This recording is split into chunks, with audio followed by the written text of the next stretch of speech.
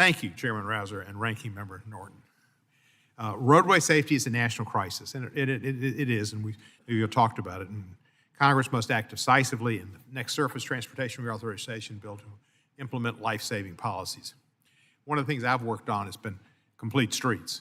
And as I'm sure you all know, complete streets reduces fatalities. It makes people who are pedestrians and bicyclists or whatever they do, the little green things that look like Vespas or something without motors, have more safety when they're on the streets, and that's important too. Memphis has got a whole lot of pedestrian deaths, and it's so sad. And we could fix that with plannings and better design streets and walkways instead of designated walkways. So we need to do things about that and help people. And we've had some declines in deaths, but 40,000 people died in motor vehicle crashes in 2023. That's motor vehicles, so that doesn't include all the pedestrian deaths, of which there are thousands and thousands. Proven solutions exist to help us try to reach goal of zero roadway deaths. Well, that's not going to happen. But if we can get it down by half or a third or whatever, we strive for that as a goal, but realistically, we'll do what we can do. We've got certain bills that I've introduced. The DOT Victim Safety Advocate Act to ensure crash victims and their families have a dedicated voice in transportation policy.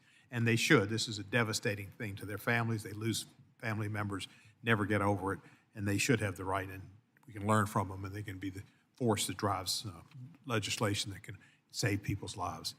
Complete Streets Act, which I just discussed a little bit, design roads to prioritize safety for all road users.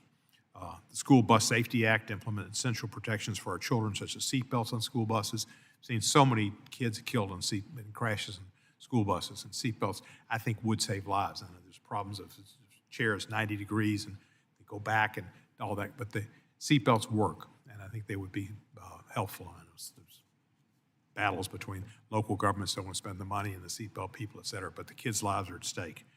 The Stop Underrides Act, which came to me from a constituent whose child was killed when the car went underneath a truck.